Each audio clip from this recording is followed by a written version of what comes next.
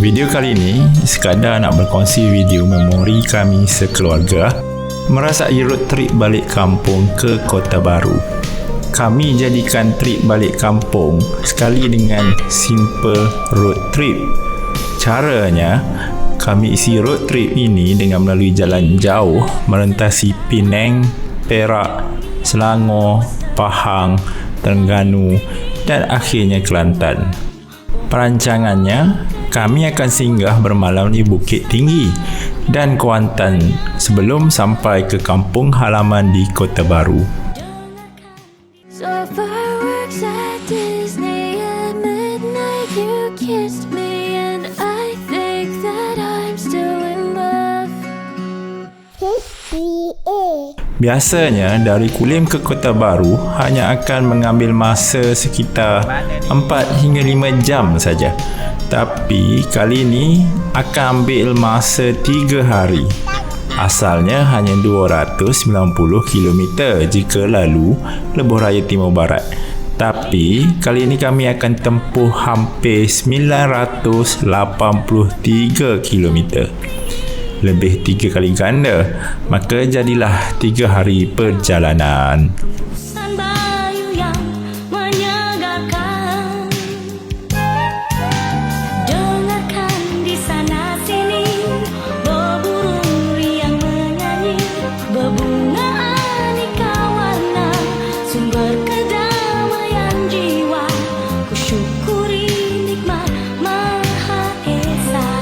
Pada 23 Disember 2023, dari rumah kami di Kulim, Kedah, kami telah bertolak ke Bukit Tinggi dengan melalui Lebuh Raya Utara Selatan. Kebiasaan perjalanan kami tidak akan rushing dan biasanya pelan-pelan saja bawa kereta tak lebih 110 km per jam. Baru sahaja sejam bertolak, kami sudah singgah di hentian Taiping. Anak-anak nak pergi tandas. Masa singgah ni, teringatlah sejarah pembinaan Lebuh Raya Utara Selatan ni. Pembinaannya memakan masa hampir 14 tahun dari 1981 sehingga 1995. Panjangnya 847.7 km dari Bukit Kayu Hitam hingga Johor Bahru. Kalau perasan, simbol dia I1 tu tanda jajaran ke utara dari KL dan I2 tu jajaran ke selatan dari KL. Impak Lebuh Raya ini sangat besar, lagi-lagi kepada ekonomi negeri-negeri pantai barat. Jadi, kalau kita marah dekat harga tol sekalipun, kita kena sedar jasa Lebuh Raya ini kepada kita sudah banyak. Politik letak tepi ya. Ini pandangan saya seorang marhin.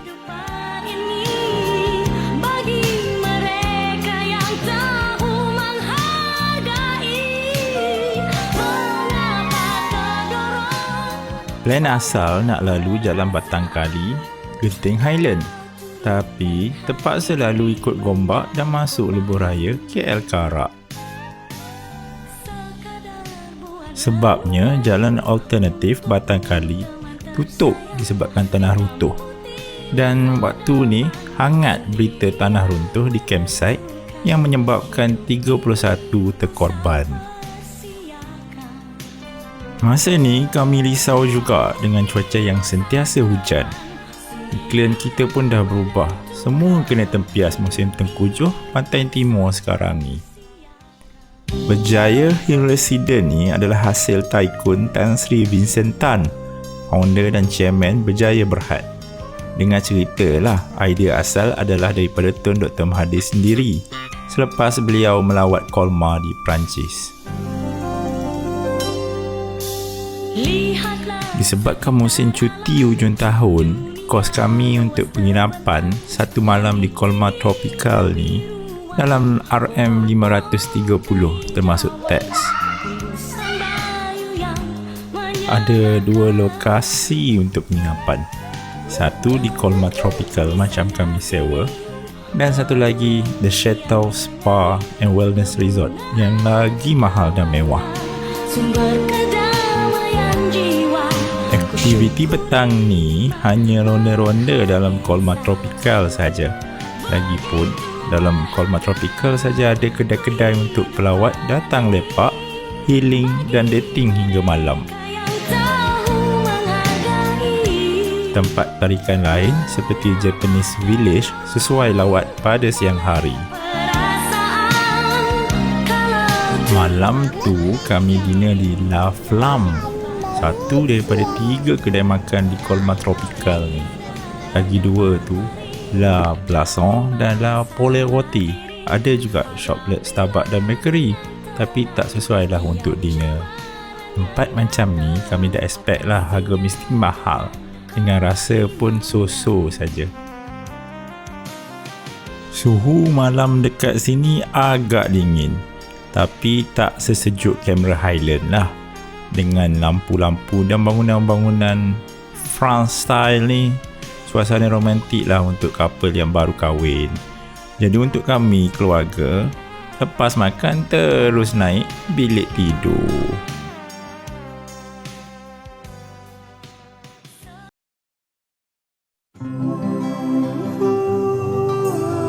Pagi esoknya, pemandangan memang buat kami sangat terpegun.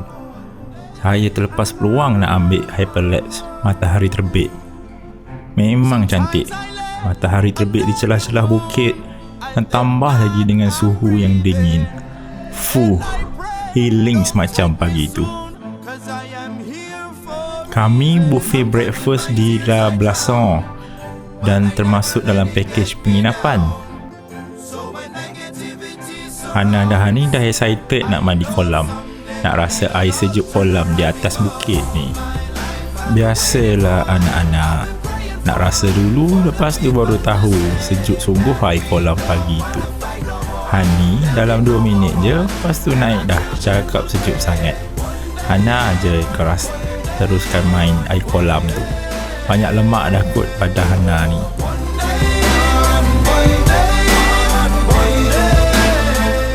Kami check out siap-siap dulu dan lepas tu baru nak jalan-jalan di Japanese Village. Berjaya Hill Resort ni ada banyak lagi tempat tarikan, tapi kami nampak Japanese Village ni je yang sesuai dengan 2 puteri manja kami ni. Nak ke Japanese Village dari Kolmar Tropical, ada transport yang Berjaya Resort sediakan. Lupa sama ada kena bayar atau free sebab kami dah check out. Terus ke sanalah dengan kereta sendiri. Kereta kena parking dekat bawah daripada Japanese Village. Jadi kami kena naik tangga lah sambil exercise. Masuk percuma je, tapi sediakan duit untuk bayaran sewa kimono je lah.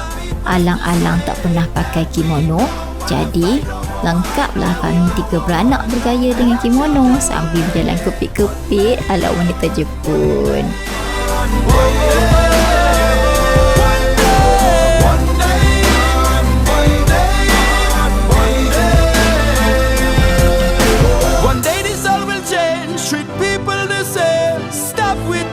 Landscape Japanese Village ni memang dibina ala-ala Jepun lah.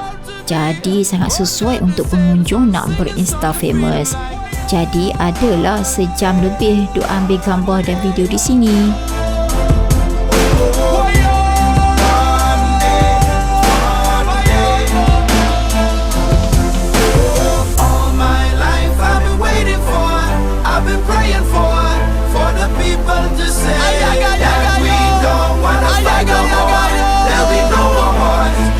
Children will play.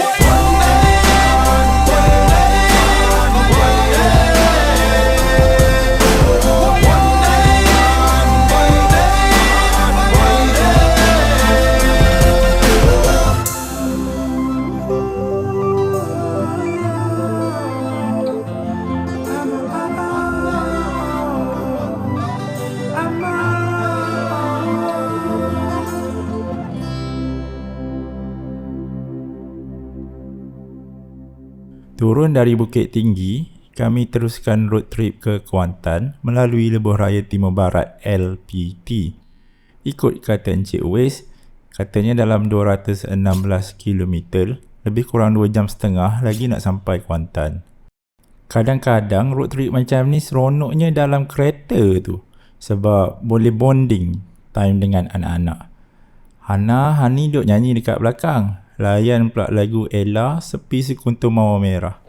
Hilang sekejap mengatip lapar sebab duk nyanyi.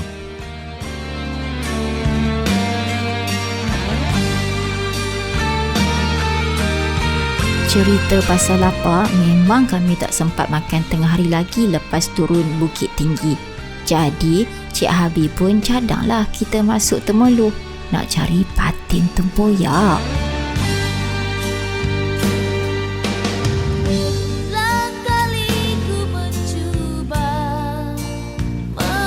Adik ipar orang Temerloh cakap, kedai patin tempoyak dekat area Kampung Bangau sedap-sedap. Jadi secara random kami berhentilah dekat kedai ni. Nama dia Makan Patin di Bangau.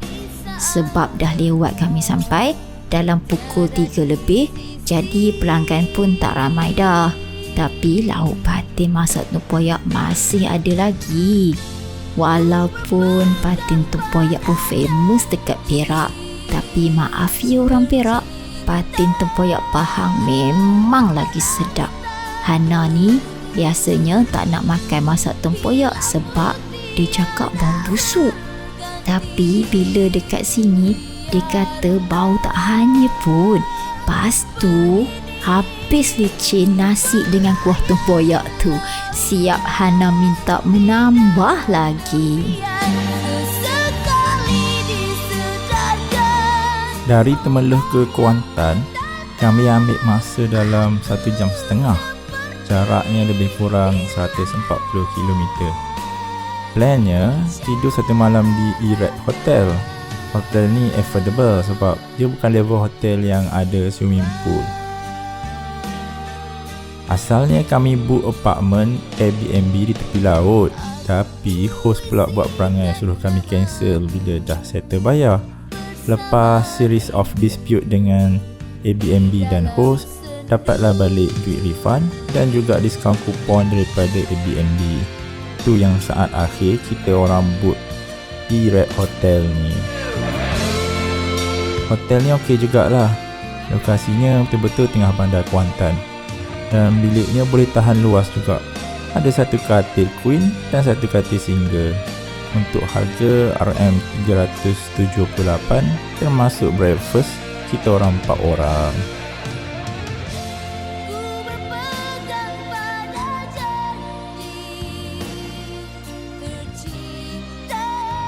Walaupun Habi dah banyak kali lalu Kuantan bila balik dari Johor ke Kelantan, tapi jujurnya ni first time Habi tidur di Kuantan. Kuantan ni lokasi dan pemandangan dia cantik kerana lokasinya di muara Sungai Kuantan dan Laut Cina Selatan. Walaupun dia tak pesat dengan bangunan tinggi macam KL, Penang dan JB, tapi suasananya macam best je untuk jadi tempat tinggal. Ikut sejarah, penempatan awal wujud sejak 1850-an lagi. Masa tu, ibu negeri Pahang adalah Kuala Lipis. Kuantan pada mulanya adalah pusat perdagangan biji timah yang dilumbung sekitar Sungai Lembing dan Gambang pada zaman British. Jadi, rata-ratanya penduduk Kuantan pada masa tu ramai didiami oleh peniaga-peniaga Cina. Jadi, asalnya Kuala Lipis adalah pusat pentadbiran. Ini berubah apabila ibu negeri dipindahkan ke Kuantan pada tahun 1955. Mungkin disebabkan ramai asimilasi dari Terengganu dan Kelantan, jadi logat penduduk Kuantan bunyinya semacam campuran logat Terengganu dan Kelantan. Geng Pantai Timur katakan.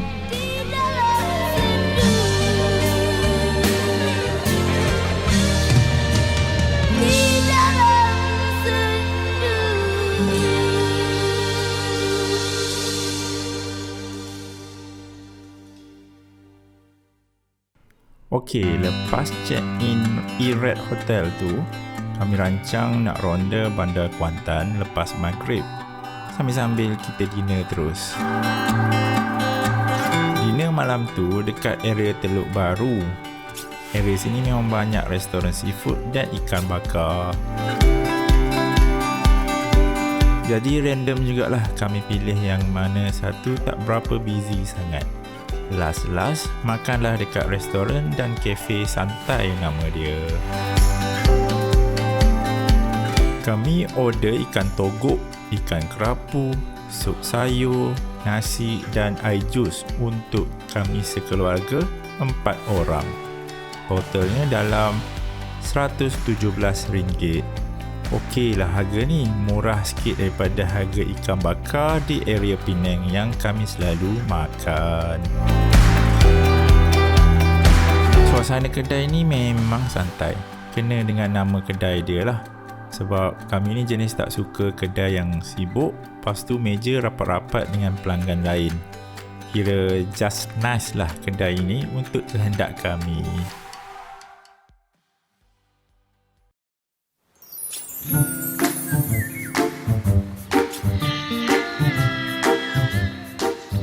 Pagi esoknya hanya breakfast di Iraq Hotel. Standard breakfast buffet lah, jadi susu je lah rasa dia. Kiranya ni lah baru tahu Iraq Hotel ni banyak cawangan hotel di area Penang dan Kedah. Kiranya budget oriented tapi masih lagi bagi servis yang agak bagus dengan harga. Ingin ku sampaikan rinduan di hati. Lagu Lepas check out dalam jam 11 macam tu, kami tak ada plan dah nak buat di area Kuantan. Sebab basicnya ni masih lagi road trip. Jadi memang tak nak pergilah tempat pancongan yang ada di Kuantan ni. Ku serentak dengan nadaku bersama jari temariku menyeru menari bersama diriku. Namamu ku rahsia. Jadi kata putusnya kami terus je bertolak nak balik Kota Baru lepas tu.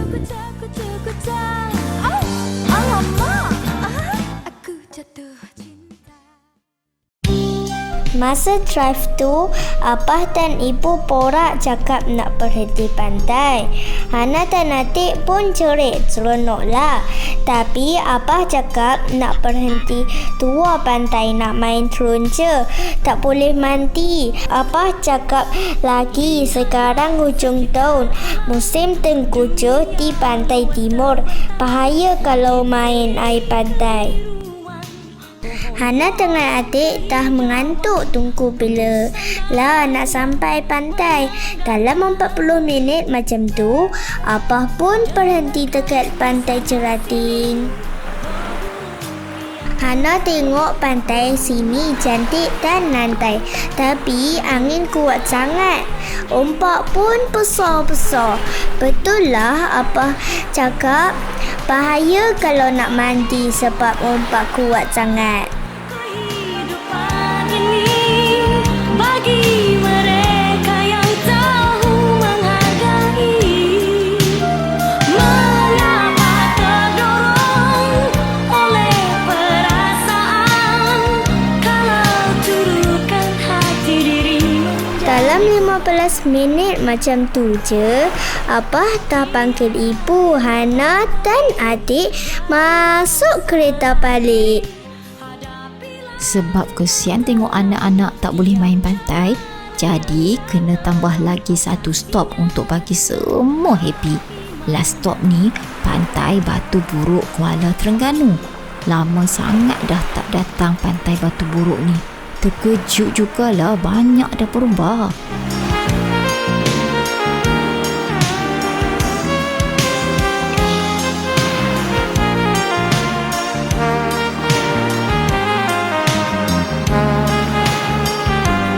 Serius, sebagai orang Kelantan memang jealous dengan pengurusan tempat pelancongan di Terengganu.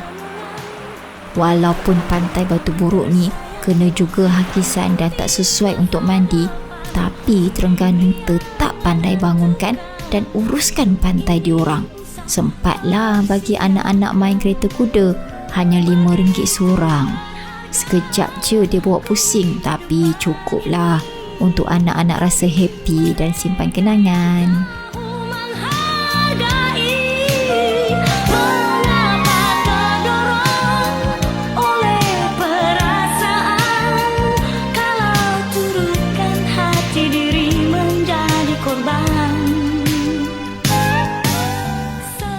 Lama juga lepak di pantai Batu Buruk ni. Anak-anak sempatlah main lari-lari dan belajar beli sendiri keropok leko. Dalam 2 jam macam tu dekat sini, barulah kami gerak balik ke Kota Baru. Walaupun sekejap dekat Pantai Buruk ni, tapi kami boleh rasa weekend trip vibe dia tu. Sebab itulah kot ramai sungguh orang datang lepak sini, walaupun pantai yang tak boleh mandi. Lalu juga fikir, kenapalah pengurusan Kelantan tak boleh nak majukan pantai-pantai di Kelantan. Rugi sebab Kelantan pun banyak pantai yang cantik, yang boleh sentanding dengan pantai-pantai di Terengganu. Dari Kuala Terengganu, ada lagi 160 km nak sampai rumah kampung kami di Kota Baru. Kiranya sepanjang perjalanan ni, tak ada dah trip stop yang menarik, melainkan berhenti makan malam di Tok Bali Pasir Putih. Isteri dan anak-anak pun dah lelap sepanjang perjalanan. Masa inilah biasanya ayah-ayah layan perasaan sendiri sambil fokus dekat jalan. Terfikirlah juga, seronok dan berkesan juga road trip macam ni. Walaupun singgah sekejap-sekejap di setiap tempat, tapi cukup untuk bagi sweet memory kepada keluarga sambil mengajak anak-anak tentang dunia luar. Walaupun trip ni simple, tapi memang cukup bermakna untuk kami sekeluarga.